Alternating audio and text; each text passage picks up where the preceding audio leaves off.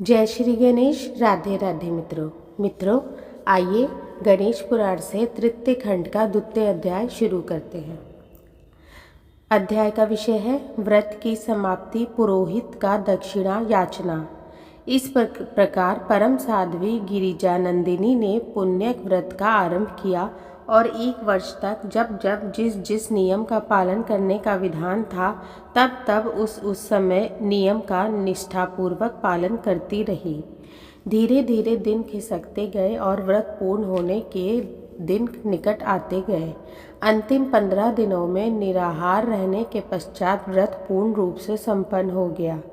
व्रत समाप्त होने पर पुरोहित ने कहा, सुव्रते, आपका व्रत पूर्ण हो गया, अब मुझे दक्षिणा दीजिए। पार्वती जी ने कहा, द्विजवर, आज्ञा कीजिए कि आपको दक्षिणा में क्या दूं। मैं आपको इच्छित दक्षिणा दूंगी, ऐसी कोई वस्तु नहीं जो आपको ना दी जा सके। देवी, पुरोहित ने कुछ हिचकिचाते हुए कहा, मेरी मांग आपको कुछ अटपटी सी लगेगी, इसलिए सोचता हूँ कि दक्षिणा लूँ ही नहीं, किंतु एक दुविधा यह भी है कि दक्षिणा ना लेने से व्रतानुष्ठान का जो फल मिलना चाहिए वह मिलेगा या नहीं। गौरी ने कहा, पुरोहित जी, कार्य की संपन्नता स्वरूप दक्षिणा का दिया जाना आवश्यक होता है, फिर जो लोग देने में समर्थ ना हो उनकी बात दूसरी है। मैं तो अभीष्ट दक्षिणा देने में समर्थ हूँ, तब न देने से कार्य की पूर्ति कैसे होगी। पुरोहित बोले, देवी, मैं इसलिए नहीं मांगना चाहता कि कहीं आप दक्षिणा दे ही न सके, फिर भी आपका आग्रह है तो निवेदन करता हूँ। मैं आपके पति भगवान वृषभध्वज को दक्षिणा स्वरूप चाहता हूँ, आप उन्हीं को दक्षिणा में दे दे। पार्वती जी को ऐसी दक्षिणा मांगने की आशा नहीं थी। भगवान त्रिलोचन उनके प्राणाधार हैं, भला वह उन्हें किसी को कैसे दे सकती है। फिर पुरोहित उन्हें लेकर करेंगे भी क्या। नहीं, ये पागल तो नहीं हो गए हैं। वह शैलपुत्री पुरोहित की मांग पर रह रहकर विचार करती हुई व्याकुल हो रही थी।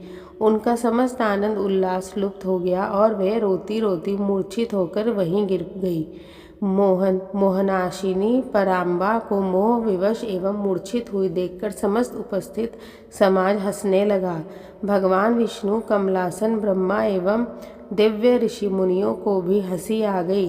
तभी भगवान श्रीहरि की प्रेरणा से उमानाथ अपनी प्राणप्रिया के पास पहुंचकर उन्हें सचेत करते हुए बोले, गिरिजानंदिनी, उठो, पुरोहित को अभिष्ट दक्षिणा देने से अवश्य ही तुम्हारा मंगल होगा।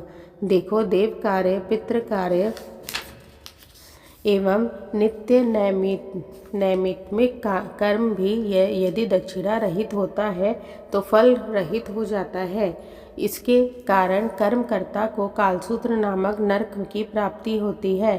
तदुपरांत उसे दीनहीन अवस्था के साथ शत्रुओं से भी पीड़ित होना पड़ता है। इसलिए वह संकल्प की हुई दक्षिणा उसी समय दे देनी चाहिए, अन्यथा वह दक्षिणा बढ़ती हुई कई गुना हो जाती है।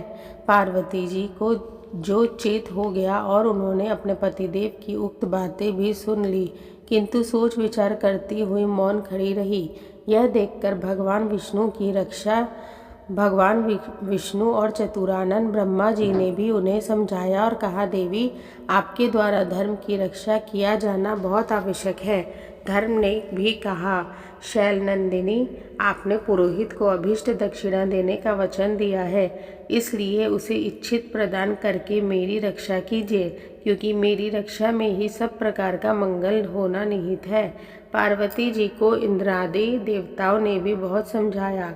जब उन्होंने कोई उत्तर न दिया तो वह प्रमुख ऋषि मुनियों ने उन्हें विश्वास दिलाया, शिवे, आप स्वयं ही धर्म को जानने वाली है, उसकी रक्षा करना आपका परम कर्तव्य है। फिर हम सबके यहाँ उपस्थित रहते हुए आपका किसी भी प्रकार से अकल्याण नहीं हो सकता। इस प्रकार भी उमा मौन रही। तब ब्रह्मपुत्र सनत कुमार, जो उस अनुष्ठान में पुरोहित थे, कुछ तीखे स्वर में बोले, देवी, या तो मुझे अभिष्ट दक्षिणा दो अथवा आपको अपनी दीर्घकालीन तपश्चर्या का शुभ फल भी त्याग देना होगा, क्योंकि इस महान कर्म की दक्षिणा प्राप्त न होने पर मैं इसका फल तो प्राप्त कर ही लूँगा, अन्य सब शुभ कर्मों के फल का भी मैं ही अधिकारी हो जाऊँगा। देवी पार्वती ने व्याकुलता पूर्वक कहा, आपने सर्वसमर्थ पति से वंचित करने वाले कर्म के फल से मैं कोई लाभ नहीं देखती। फिर दक्षिणा देने, धर्म की रक्षा करने और पुत्र लाभ होने से भी मेरा कौन सा हित होगा। मूल को ना सींचकर वृक्ष की शाखा को सींचने से क्या वृक्ष हरा रह सकता है। विप्रवर, यदि प्राण ही जाने लगे तो यह देह की रक्षा से क्या प्रयोजन सिद्ध होगा। देवादीपों, महर्षियों, पति से अधिक पुत्र नहीं हो सकता। साध्वी स्त्रियों के प्राण तो पति ही है। 100 पुत्र एक और अकेला पति एक और रहे तो भी पति की ही महिमा अधिक रहेगी। आप भी बताएं कि जब पति को ही दक्षिणा में दे दूंगी तो मेरे पास क्या रहेगा। फिर पति से वंचित होने पर पुत्र मिलता हो तो वह वस्तुतः किस काम का हो नहीं। पुत्र का एकमात्र मूल पति ही है, क्योंकि वह उसी के अंश से उत्पन्न होता है। जब मूल धन ही चला जाएगा तब विश्व में कोई भी व्यापार संभव नहीं होगा। इसलिए मैं तो यही समझती हूँ कि पुत्र के लोभ से पति का त्याग कोई गर्हिता नारी ही कर सकती हो तो करे, मैं नहीं कर सकती। पार्वती इस प्रकार व्याकुल हुई बैठी थी। वह पुरोहित की व्रत समाप्ति की दक्षिणा स्वरूप अपना पति प्रदान करने के लिए प्रस्तुत नहीं हुई। इससे समस्त समाज में सन्नाटा छा गया था। सभी उपस्थित जन किंग कर्तव्य विमूढ़ बैठे थे। किसी की भी समझ में यह नहीं आ रहा था कि उपस्थित समस्या को किस प्रकार सुलझाया जाए। मित्रों, इस प्रकार गणेश पुराण से तृतीय खंड का द्वितीय अध्याय यहीं पर रोकते हैं। आगे का अध्याय अगले वीडियो में जारी करेंगे। तब तक के लिए राधे राधे।